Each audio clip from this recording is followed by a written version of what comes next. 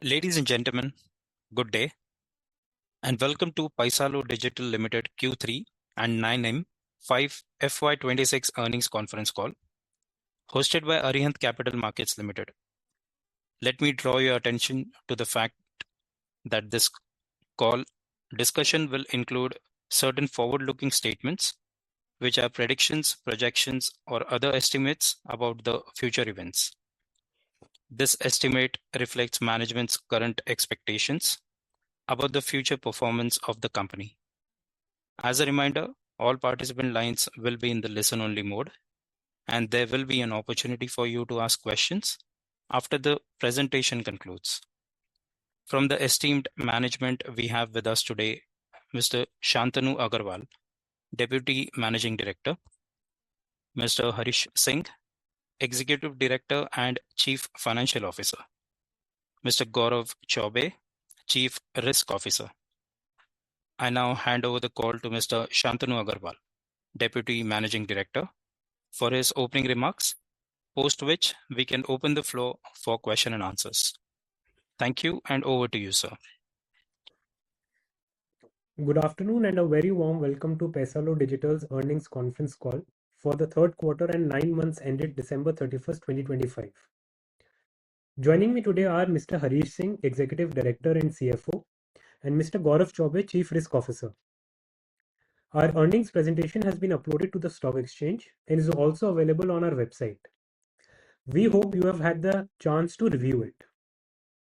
We are pleased to engage with our investors, analysts, and stakeholders as we progress through Q3 FY26 as we build on strong momentum while remaining firmly committed to inclusive financial growth.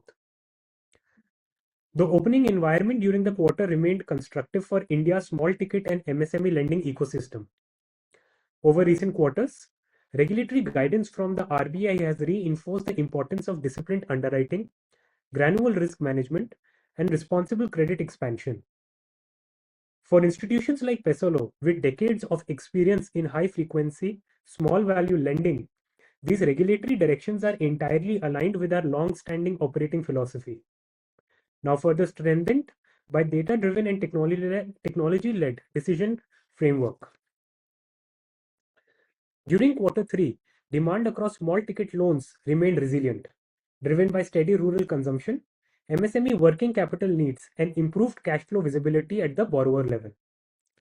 The ongoing formalization of the economy, aided by the digital public infrastructure and greater data availability, continues to favor lenders with scalable, tech-enabled operating models. Our focus during the quarter remained on calibrated growth, maintaining prudent ticket sizes, tight portfolio monitoring, and risk-adjusted returns, increasingly driven by analytics and early warning systems. From a policy standpoint, the Union Budget 2026 introduced several measures aimed at strengthening the MSME ecosystem.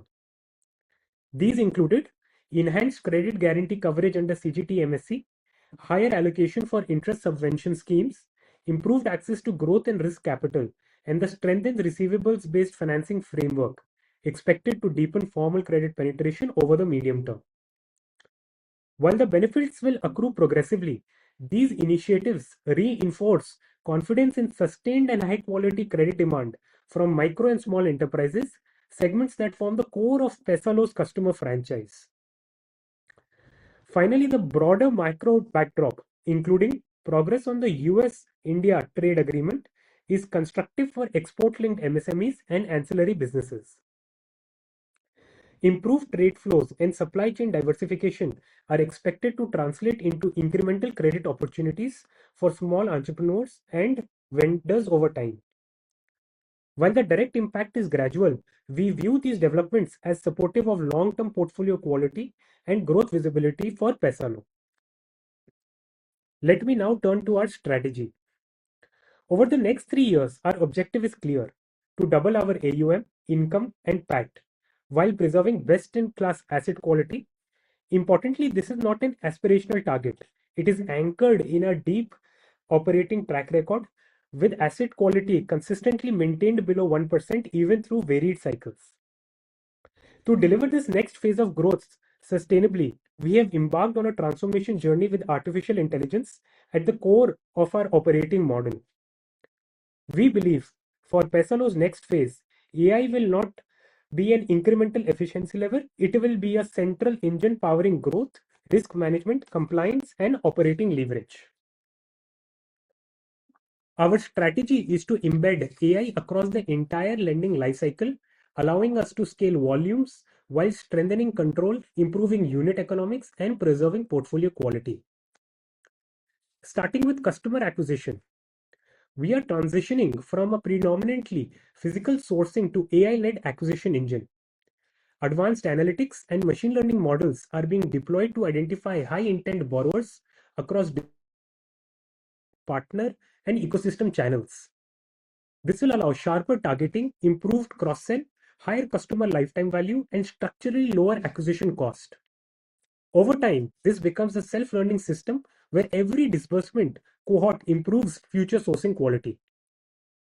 While our traditional sourcing channels, branches, business correspondent, and partners remain a core strength, they are now being meaningfully augmented by an upcoming customer app and AI-based lead generation platform. The AI-enabled public customer app is under development stage, and the first phase of the app is expected to go live by the end of next quarter 3 of the upcoming fiscal year. This initial rollout will enable seamless digital engagement, repeat borrowing, and self-service access to scale through an AI-assisted yes self-driven customer journey for both existing to Paisalo ETP and new to Paisalo NTP customers. On the onboarding side, we are revamping our existing intranet-based branch and BC application to enable a fully AI-assisted digital journey. This will allow automated data capture, real-time validations, and a compliance-first decisioning, resulting in a materially faster and more consistent onboarding experience.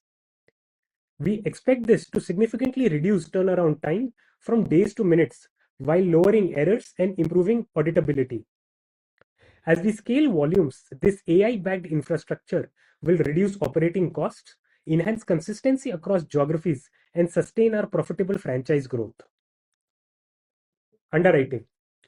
Our underwriting framework is going to be further strengthened through the deployment of our proprietary AI models that integrate account aggregator data, alternate data sources, geospatial inputs, and field intelligence. This will enable near real-time credit decisioning, faster disbursements, and sharper borrower segmentation while retaining policy-based controls and human oversight. In parallel, our CCC underwriting model and risk frameworks are being enhanced by AI-generated signals and early warning indicators to enable proactive risk management. The objective is simple: grow faster without compromising credit discipline. Further, under this strategic AI-led acquisition engine, we plan to roll out a proprietary dynamic AI-enabled business rule engine that materially upgrades our credit decisioning and underwriting capabilities. Traditional BREs rely on static, hard-coded rules that remain largely unchanged across customers and market conditions. In contrast, our upcoming proprietary dynamic BRE will be an AI-aware decision engine that adapts in real time using bureau data, account aggregator insights, and deep customer behavior signals. The platform will continuously recalibrate credit rules using proprietary data and customer profiles to dynamically determine loan eligibility, ticket size, and tenure at the point of decisioning. By embedding advanced metrics such as behavioral risk scores, early delinquency probability, and a credit hunter index, the system applies differentiated rules for different customer cohorts rather than a one-size-fits-all approach.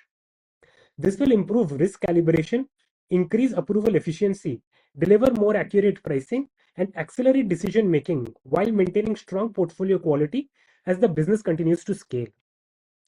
It will also provide a scalable technology moat as Paisalo expands across products and geographies. Portfolio management. Under portfolio management, we are also in the process of embedding AI models capable of detecting pre-EMI stress and early delinquency, supported by a unified real-time data layer. These models continuously re-rate borrowers' risk using transaction behavior, bureau data, and geospatial trends, providing instant visibility and automated alerts. On the collection front, we have already implemented some of our AI-optimized workflows, including Gen AI-led multilingual engagement. Today, we run approximately 350,000 automated EMI reminders and collection calls daily, improving contact rates, recoveries, and cost efficiency while enhancing the borrower experience. The takeaway is simple. By embedding our proprietary AI models across the lending portfolio, we are lowering risk, improving operating leverage, strengthening compliance, and enhancing unit economics end-to-end. This technology-led transformation gives us the confidence in our ability to scale sustainably, maintaining superior asset quality, and enhance profitability. In parallel, we are actively evaluating inorganic growth opportunities aligned with our core strengths, which can accelerate market entry, add complementary capabilities, or deepen our presence in priority geographies without compromising on balance sheet discipline. Any such opportunities will be approached with a clear focus on strategic fit, scalability, and long-term value creation. Coming to the quarter's performance. Q3 FY26 was a quarter where Paisalo delivered consistent growth alongside visible balance sheet strengthening, while continuing to scale distribution and expand product reach in a disciplined and capital-efficient manner. Our assets under management increased to 55,082 million, registering 16% year-on-year growth, reflecting steady portfolio expansion across income generation and MSME lending segments. Disbursements for the quarter stood at 10,574 million, reflecting sustained borrower demand and healthy sourcing momentum. We delivered our highest ever quarterly profit after tax of 663 million, marking a 29% sequential growth. This performance was achieved alongside continued investment in distribution expansion and technology. As our distribution footprint continues to expand and our technology-led backbone matures, we expect operating leverage to progressively strengthen, supporting higher profitability and consistent long-term value creation. A key driver of Q3 performance was the continued expansion of our distribution network without meaningful balance sheet stress. During the quarter, we added 492 new touchpoints, taking the total network to 4,872 touchpoints across 22 states. This includes 402 branches, 3,041 distribution points, and 1,429 business correspondents, enabling last-mile sourcing at scale. Our customer franchise expanded to 14 million customers, with 1.6 million customers added during Q3 alone, reflecting strong on-ground penetration and improving sourcing productivity. We expanded lending across alternative fuel mobility, medical equipment, agriculture equipment, industrial machinery, solar equipment, and loan against property, enabling higher average ticket sizes while maintaining credit discipline. These OEMs and institutional partnerships support zero capex distribution expansion, allowing Paisalo to rapidly scale physical reach by leveraging partner locations as origination and service hubs without incremental branch investments. This model improves asset traceability, strengthens risk control, enhances sourcing quality, and delivers a sustainable, scalable platform that preserves balance sheet flexibility and supports strong ROE. As our footprint expands, AI-led automation and data-driven decisioning are delivering operating leverage, sharper risk calibration, and superior portfolio diversification, collectively enabling sustainable growth and reinforcing our competitive edge in the underserved markets. Over the years, Paisalo has made meaningful and sustained progress in structurally reducing its cost of borrowing, reflecting disciplined liability management. Our cost of borrowing has declined from 13% in FY21 to 10.5% in FY25, reflecting a reduction of 250 basis points. This improvement is the outcome of diversified funding sources, deeper banking relationships, and consistent operating performance. During Q3 FY26, this strategy was further reinforced with the successful raising of 1,885 million at a cost of 8.5%, one of the most competitive funding costs achieved by the company in the current environment. As a result, overall cost of borrowing for Q3 FY26 declined to 10.3%, representing a 92 basis point reduction year on year. This steady downward trajectory in funding cost enhances margin stability, strengthens profitability, and provides greater flexibility to scale the loan book responsibly, particularly in small ticket and MSME lending, where pricing discipline and cost efficiency are critical. In conclusion, Q3 FY26 underscores our ability to scale responsibility while strengthening the foundation of long-term growth. Our disciplined approach to small ticket lending, supported by a resilient operating environment, expanding distribution footprint, and consistently strong asset quality, continues to deliver profitable growth. As we accelerate our transition to an AI-first operating model, we are further sharpening risk calibration, speeding up decision-making, and enabling scalable execution across geographies and products, positioning Paisalo for a sustainable compounding in the years ahead. We thank our investors and stakeholders for their continued trust and support as we build a more resilient, technology-led, and financially inclusive company. With this, I'll now hand over to Harish Singh, our Executive Director and CFO, to take you through financial performance in further details. Thank you. Good afternoon and thank you. I am pleased to present Paisalo Digital's financial performance for the third quarter and 9 months of financial 26. We closed quarter 3 financial year 26 with a record asset under management of 55,082 million rupees, delivering 16% year-on-year growth and reflecting a steady expansion across our core income generation and MSME lending segments. Disbursements during the quarter stood at 10,574 million rupees, underscoring sustained underlying credit demand and consistent sourcing momentum. Total income for the quarter increased to 2,401 million rupees, registering 18% year-on-year growth, while net interest income rose to 1,453 million rupees, up 19% year-on-year. This performance reflects a combination of portfolio scale-up, stable yields, and improving funding efficiency.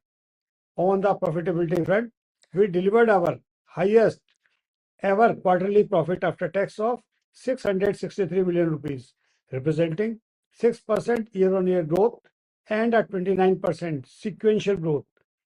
Profit before tax stood at 888 million rupees, reflecting the benefits of disciplined cost management, even as the business continued to invest in distribution technology.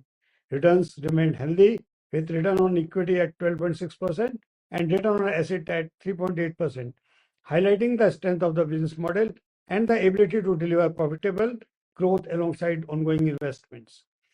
For the 9 months ended financial year 26, Paisalo has delivered a strong and consistent financial performance, reflecting disciplined execution across sourcing, underwriting, and balance sheet management. Cumulative disbursement for 9 months financial year 26 stood at 29,180 million rupees, which grew by 21% year-on-year, supported by steady demand across income generation and MSME lending segments, and improving productivity across channels. For 9 months financial year 26, total income increased to 6,828 million rupees, reflecting a strong year-on-year growth of 18%, driven by steady AUM expansion and improving funding efficiency. Net interest income for the 9-month period rose to 3,960 million rupees, and 18% growth year-on-year, which has translated into a cumulative profit after tax of 1,650 million rupees for 9 months financial year 26, underscoring Paisalo's ability to scale profitability. Asset quality continued to be pristine and best in class, supported the robust credit assessment and a well-embedded collection architecture. Gross NPA and net NPA improved year-on-year by 27 BPS and 18 BPS, respectively, to well-contained levels of 0.83% and 0.66%. Further, collection efficiency of 98.8% highlights a strong repayment discipline and effective portfolio oversight across the portfolio. Our balance sheet remains strong, liquid, and well capitalized, providing a resilient platform to fund future growth. As of quarter 3, financial year 26, total borrowings stood at 38,579 million rupees, supported by a diversified and steadily improving liability profile. The Cost of borrowing moderated at 10.3%, reflecting enhanced credit strength and disciplined liability management. Leverage remained prudent with debt to equity ratio of 2.22x, offering ample headroom to scale the balance sheet while maintaining financial stability. Further, our capital adequacy ratio stood at a robust 38.3%, underscoring strong loss absorption capacity and reinforcing our ability to pursue growth opportunities while remaining resilient to potential market volatility. We have scaled our balance sheet meaningfully, expanded earnings, and delivered record profitability, all while maintaining best-in-class asset quality, prudent leverage, and a strong capital position. While sustained demand across our core segments, improving funding efficiency, and a robust risk and operating framework, we remain well positioned to accelerate growth in calibrated manner. Thank you. And with that, let me hand over the call to the moderator. Thank you so much, sir. Ladies and gentlemen, we will now begin with the question and answer session. Anyone who wishes to ask a question may click on the raise hand icon from the participant tab on your screen. We'll take our first question from Sandy Mehta of Evaluate Research. Please go ahead with your question.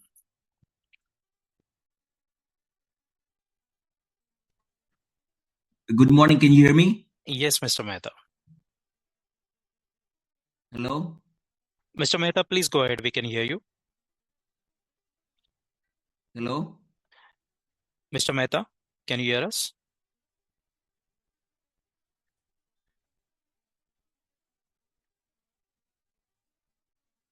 It seems there is a connection issue. We don't have a response from Mr. Mehta. We'll move to our next question from Divyansh Thakur of Finterest Capital. Please go ahead. Mr. Thakur, please go ahead with your question. Okay, am I audible? Yes, please. Yeah, sir, congratulations on a great set of numbers. So my first question was, sir, that you have guided for almost doubling AUM over the next 3 years. Sir, given that quarter 3 disbursements grew only 7% year on year and AUM grew to over 16% year on year. Sir, so I wanted to ask, what are the concrete levers beyond AI integration that will accelerate disbursement growth meaningfully? And sir, what gives you the confidence that the business can sustain a 25% CAGR without compromising on the asset quality? Yeah. Thank you for your question, Divyansh. Can you repeat the second question? You were inaudible on the second question. Am I audible, sir? Yeah. Yeah. Hello. Divyansh, you're audible. Can you repeat the question? Second question? So the second part was that, so first part was that, disbursement grew only 7% and AUM grew about 16% year on year. So like, what are the concrete levers beyond AI integration that will accelerate the disbursement growth meaningfully in the coming future? And what gives you the confidence that the business can sustain a 25 CAGR growth without compromising on the asset quality? Okay. Thank you for your question, Divyansh. So if you look at the scaling of our AUM, we have scaled at a CAGR of about 20% on a year-on-year basis between FY20 and FY25, while the PAT has scaled up at about a CAGR of 36% over the same time frame. And if you take a 3-year AUM CAGR, we are at a 25% highly profitable franchise of 36% CAGR. In addition to that, when you look at the product and geographical expansion, we have doubled our geographical expansion over the last 3 years on a year-on-year basis, and we have also doubled our product offering for the last 3 years on a year-on-year basis, and we are going to be closing this year again by doubling our product suite by adding about 5 new products on top of the existing 5 products, for which we already have some key institutional partnerships and 3 big pipeline partnerships with HR, Kirloskar, and Sterling and Wilson. So a combination of all these factors, which is geographical expansion, product expansion, and distribution, will allow us to maintain our 25% CAGR of AUM expansion over the next 3 years, and also remain a profitable franchise by giving a similar CAGR to all our stakeholders and investors. Sir, so will we not be compromising on the asset quality, right? Absolutely not. So if you Okay. look at, we are one of the few NBFCs which has for the last almost since inception been focused extremely high on the credit discipline and credit distribution. So we remain confident on maintaining those same portfolio levels. Okay, thank you so much, sir. So the second question of mine was that, if you'll see that our operating expenses have grown around 49% year on year, significantly outpacing the 19% year on year growth in net interest income, sir. So given the ongoing investments in technology, business, and a wider distribution network, so could you please outline when the business expects the operating leverage to start kicking in and showing? Yeah. So see, I mean, we have, like I was telling in the previous question also, we have doubled our geography, product, distribution platform, as well as our technological stack. So all of that obviously requires that the operational leverage go up a little bit. So in the medium term, we have guided that we'll be maintaining almost similar operational leverages. And by the time we achieve our 3 year strategic roadmap outlook, we should see stabilization in these levels. Okay, sir. That's it from my end, and all the best. Thank you. Thank you so much. We'll take our next question from Sandy Mehta of Evaluate Research. We are trying his connection one more time. Mr. Mehta, please unmute your connection. Can you hear me? Good morning. Yes, we can hear you. Okay, great. Sorry about the confusion earlier. Please go ahead. Congratulations on a solid set of results and more importantly, a strong outlook. First question is SBI reported strong results last week and they raised their loan guidance. So can you comment on your co-lending partnership with SBI? And you had earlier indicated that expansion into MSME loans would take place, I think, on the fourth quarter currently or Q1. How is that going and what impact will that have going forward on your loans and profitability? Thank you. Thank you for joining in, Sandy. So yeah, SBI did report a great set of numbers. Coming to the question, we are still bullish on our co-lending outlook. However, looking at the recent guideline which the RBI has released on co-lending, we are awaiting the outlook of the bank in terms of expanding the same. So although we had guided that the new SBI MSME co-lending partnership shall start from Q4, we are still in the process of integrating our systems with their systems, and hopefully we should be able to start it in Q1 as of now. Okay. And if that does start, that should what kind of jump in loans do you expect, or what kind of activity do you expect with that? Our target is irrespective of how and where we are sourcing. So we should be able to achieve the same irrespective of the agreement getting live in Q4 or Q1. That tie-up should aid in additional incremental growth over the existing targets. Okay. And my second question is, can you comment on the outlook for your net interest margins given lower interest rates in the overall economy? Obviously, the repricing and talk about repricing of loans. We have seen that the cost of borrowing has come down. But what are you seeing on the repricing of loans, please? So see, we have been able to raise about 188 crores last quarter in a mix of NCDs and CPs at 8.5%, which has been a fairly good achievement for the company. In terms of our NIM outlook, we had projected and guided for about a 6% NIM achievement on the full year basis. So we have already achieved the same. So we are going to maintain the same for this year. All right. Okay, great. Thank you. All the best. Thanks. Thank you. Thank you so much. We'll take our next question from Mr. Anurag Patil, who is an individual investor. Mr. Patil, please go ahead with your question.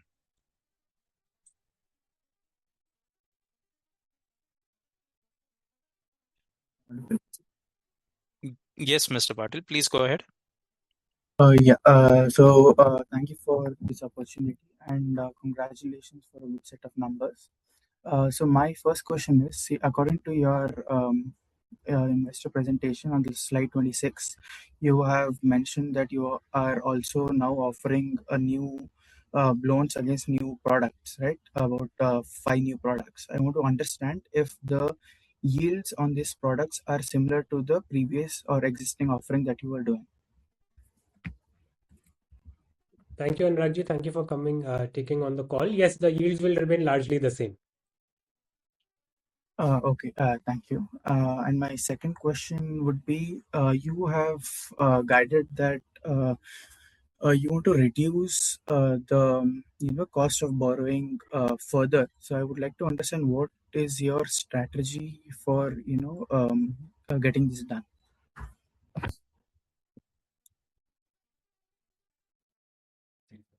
So see, as you saw in the last quarter, we raised about 188 crores at 8.5%, which were between a combination of NCDs and CPs. So the company is going to be actively targeting the same segment. And we are very proud to also say the fact that other than more than 1.5 lakh shareholders that the company has, now the company has also more than 2,000 debenture holders.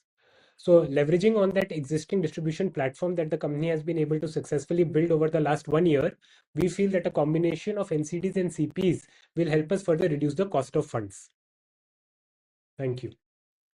So the cost of borrowing will further go down, right? From around 10% right now, and you are taking up now about 8.5% on your borrowing funds on 8.5%. So it would further come down, as I understand. See, I mean, I can't give an exact future outlook, but I can tell you this much that our full year target for this year cost of borrowing, which was given in Q1 of this year, was 10.5%. So we have already achieved it and we are at 10.3%. Okay, that's it from my side. Thank you. Thank you so much. Requesting everyone who wishes to ask a question, they may click on the raise hand icon from the participant tab on your screen. We'll take our next question from Rahul Gupta of Alpha Capital. Mr. Gupta, please unmute your microphone. Please go ahead. Am I audible? Yes, please. Yeah, so my first question is on ROA. So it dropped from 4.4% to 3.8% YOY. What is causing this decline, and can the business sustainably return to 4% plus ROA while still investing heavily in AI and distribution, sir? Hello? Yeah, Rahulji, you are not audible. Can you repeat the question? Yeah, so my question is on ROA. ROA dropped from 4.4% to 3.8% YOY.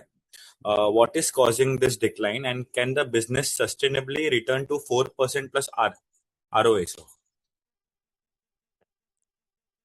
Yeah, actually, our total balance sheet size has increased by around 30% in comparison to the previous financial year figures. So you will find a little bit drop in that particular figure, but we hope to get back the same within the next coming years, you can say. Actually, we can't give the forward-looking any further statement in this regard. Thank you. Okay. Okay, it was my first question. So my second question is on the states. So the state, the 5 geographies like Delhi, Maharashtra, Haryana, Rajasthan, and UP, they account for our 90% of our portfolio. So what risk mitigation exists for this geographical concentration, sir? So see, Rahulji, if we look at it a 3-year, 4-year scale over the last 4 fiscal years, you will see that on an overall basis, the concentration of Delhi, UP, Maharashtra, Haryana and Rajasthan has been pretty much coming down on a year-on-year basis, wherein we have actually gone from having a strong portfolio concentration in Delhi and UP to being able to reduce almost all these states below 20%, except Delhi, which we should be also able to reduce, and have added about 8.2% in the other states where we are expanding our geographical presence. So from looking, if you look at it from a long-term standpoint, it's very difficult to compare Uttar Pradesh with, let's say, a state like Goa, because the population density and the people progression is totally different. So while we do expect to have geographical expansion and portfolio concentration further getting reduced, wherein each state is contributing less than 20% on the overall level, we do still expect some of these large states with with high population density to be a big contributor to our growth. Okay. Okay, Thank sir. Okay, sir. But this question came because our like touch points are going up, but the diversification is not increasing, sir. Absolutely. So see, the touch point structure is based on three parameters, which is the branch, distribution point, and business correspondent point. So branch for us is a OPEX and CAPEX board driven business. Distribution point for us is only a OPEX driven business, while business correspondent for us is no OPEX, no CAPEX business. Typically, when we enter a geography, we will enter it through a business correspondent, try and see what is the banking literacy, offer banking as a service there, figure out what kind of expansion we can do, and then tie up at a OEM level on the distribution point. So let's say if we are entering a state in Kerala, while we may have 2 or 3 branches in Kerala, it may not be a big enough state for us to have a concentrated geography platform there. So that portfolio of Kerala will be parked to the nearest branch, say in Karnataka, which is a large contributor of the state, and being merged there. As the state expands in terms of branches, distribution point, and business correspondent point, it starts to give a concentrated outlook on the geographical platform. So over the next 3 years, you will see that this strategy will play out well, and each state contributing less than 20% on the overall book. So that should be able to answer your question. Yes, Thank you, sir. Rahul. Okay. Okay, sir. Thank you. Thank you so much. We'll take our next question from Harkirat Singh, who is an individual investor. Mr. Singh, please go ahead with your question now. Hello. Yes, please. Yeah. My first question is like, what percentage of our loan is below 1 lakh rupees? What do you mean? What percentage? Yeah, Harkirat ji, Like, thank you for logging in. yeah, But what do you mean? What percentage? like the loan amount. Like you are dispersing the loan. You have an aim of more than 5,000. So, what percentage of your amount or loan amount is below 1 lakh? In terms of numbers, or are you asking on a portfolio level? Portfolio level. 25%. 25%. Okay. And you have raised around 188 crore rupees. So what percentage of the raise amount is used for portfolio expansion or for refinancing? The entire money raised will go into portfolio expansion. Portfolio expansion. Okay. And And third question. capitalized and the liquidity levels remain strong. If you look at our ALM position on all 3 ALM buckets, we have surplus liquidity available. So whatever the company is raising is all gearing the company towards an expansion. Okay. And third question is regarding FCCB, like foreign currency bonds that we have Yes. issued. So last presentation you have said like 4 millions have been converted into the shares, right? Hmm. So what's the company's approach regarding the remaining amount? Would you prefer to convert into the shares or held till maturity? So see, the FCCB conversion option lies with the investor, right? So if you ask what is the company point of view, yes, we would absolutely like the investor to not only that has participated in this debt raise to also participate in the equity rally in the company. But the decision to convert lies with the with the investor, not with us. So like you must be in touch with the investors. So what are their views? Can you share The investors are extremely bullish on the company. some light on that also? So hello. Hello. Hello. Yeah, I am just asking like you must be in touch with them, Yes, the bullish on the company. bondholders. So can you? The investors are Okay, bullish okay, on the company and will look forward to converting their shares with the passage of time. okay, okay. Yeah, that's all from my side. Thank you very much. Thank you, Arkiranji. Thank you so much, Mr. Singh. We'll take our next question from Mr. Abhishek Jaiswal, who is also an independent investor. Mr. Jaiswal, please unmute your microphone. Yes, please go ahead. Please go ahead, Mr. Jaiswal. Mr. Jaiswal, can you please go ahead with your question? Can you hear me? Yes, please go ahead. So my question is like, I can see some very good sort of increase year over year in assets under, management and then there is a lot of increase in like a lot of good work done to sort of improve the touch points. But I see that like sequentially, look, our disbursements are coming down, right? And our like total income has only gone up by 7% like quarter over quarter, which is okay, but like I see disbursements kind of taking a hit. And the other point, my other question is related to the other income, the commission, the non-interest income. And I see that non-interest income from the first release, it is not present in the investor presentation. I see that has completely vanished, right? So can you guys give color on like what is going on these two questions? So see, so to address the first point, if you look at the disbursement cycle on a 9-month cumulative basis, they're up about 25%.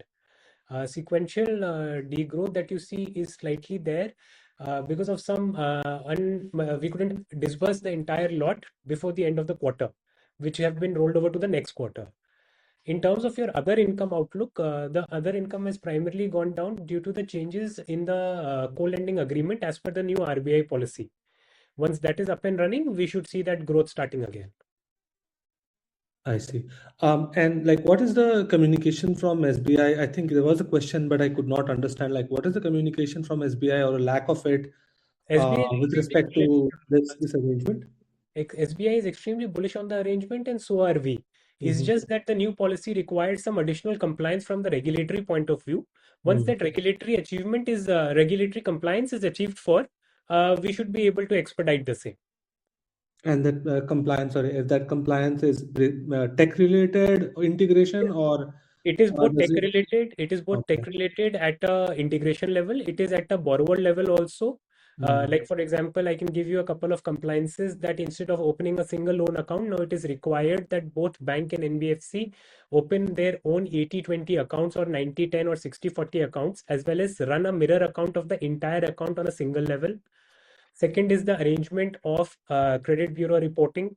Third is that the bank's KYC norms being complying and being integrated into the NBFC's compliance norms on a back-to-back disbursement level that has to be achieved. So because of all of these, both NBFC and the banks are in a process to comply with the regulatory guidelines before aggressively expanding the same. Understood. So I think I understood. I think this does require more tech integration for sure, and that might be some work. So I understand. Thank you. I think I understood. Thank you, Abhishek. Bye bye. Thank you so much.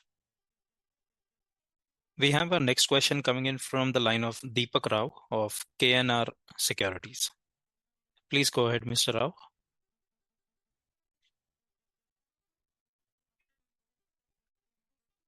Mr. Rao, please go ahead with your question.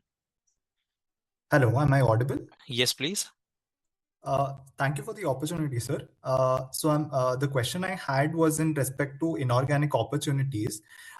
So you had mentioned that you will be actively evaluating inorganic opportunities to accelerate market entry and add complementary capabilities.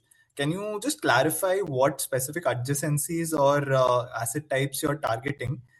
What valuation discipline you intend to follow, and what kind of synergy you're looking to add with these acquisitions? Yeah, thank you, Deepak, for logging on the call. So, I can't make a, comment on the same, but I can tell you this much that from a point of view of geographical expansion, product fit, and a strategic outlook, we are looking at expanding inorganically as well. Sure, sir. Any further detail you can provide on what kind of further acquisition we're looking at? Any sort of color? Deepak ji, we'll share the details as and when something materializes. Sure, sir. Thank you so much. Thank you. Thank you. We request all participants that if they wish to ask any question, they may click on the raise hand icon from the participant tab. We'll take our next question from Mr. Anurag Patil, who is an individual investor. Mr. Patil, please go ahead with your question now. Yeah, I'm audible. Yes, please.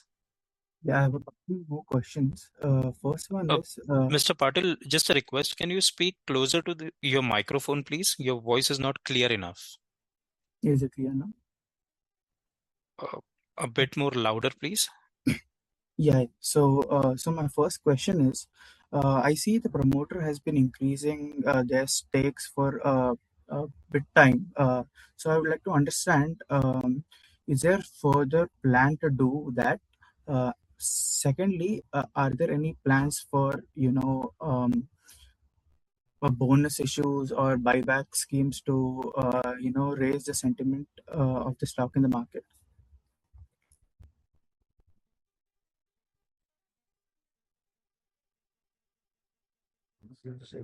See, Anurag ji, so the promoters have this year added about 4.7% on a fiscal year basis, and 0.5% of that is in Q3 alone. If SEBI allows the promoter to purchase 5%, increase their stake by 5% in a fiscal year basis. So we are very close to that. So that is number one. We have gone from about 26% in FY 2019 to now holding about 41.7% as of 9 months FY26. So yes, we are showing, we believe a lot in the company. We believe in the franchise model. We believe in the sustainable growth that we have. And we believe that what we are doing is right.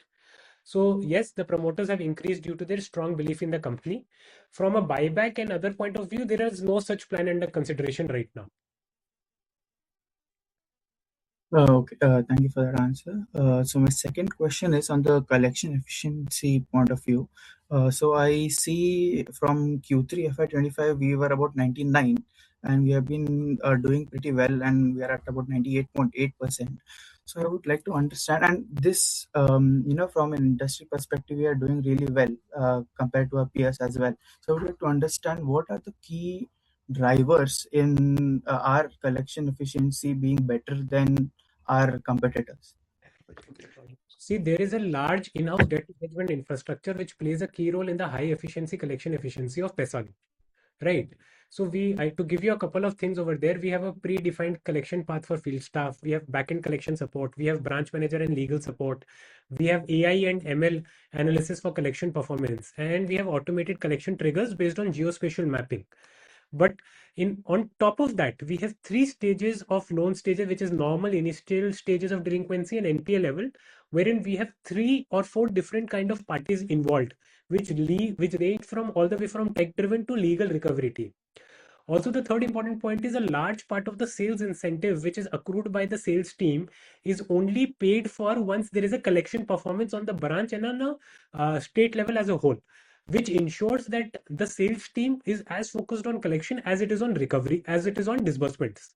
So a combination of all these factors ensures that we are maintaining a robust collection efficiency. Okay, thank you for that answer. And if I could squeeze in another question, it's on a NPA perspective. So I see in FY23-24 our GNPA was about 0.25 and 0.21, and NNPA was about 0.02 and 0.02 in 2020 FY24. So it has come up substantially up now. But yeah, I understand, because we were facing, on industry level, there was stress in microfinance and MSME.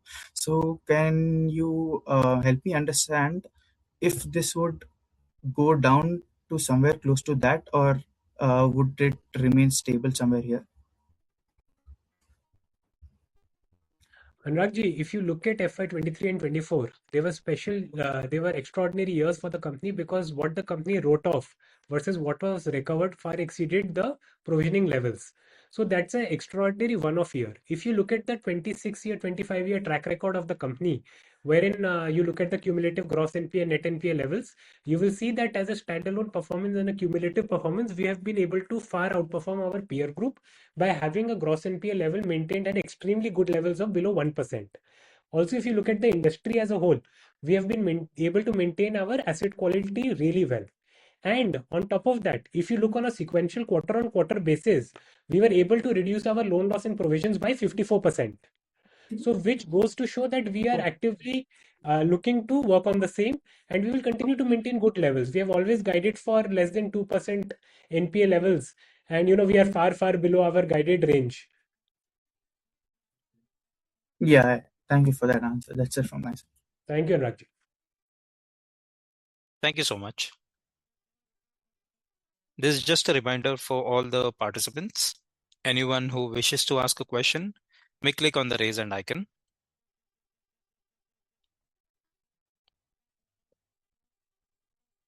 Thank you so much. As there are no further questions, I would now like to hand the conference over to Mr. Shantanu Agarwal for his closing comments. Over to you, sir.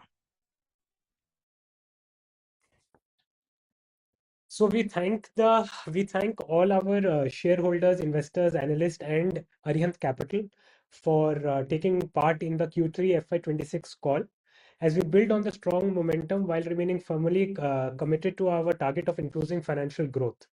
Our presentation again has been uploaded on the stock exchange and is available on the website. We hope you have had the chance to review it. And thank you again to Arihant Capital, our investors, analysts, and shareholders for participating in this call. Thank you, members of the management. Ladies and gentlemen, on behalf of Paisalo Digital Limited, that concludes today's conference call. Thank you for joining us. You may now click on the leave icon to exit the meeting. Thank you everyone for your participation.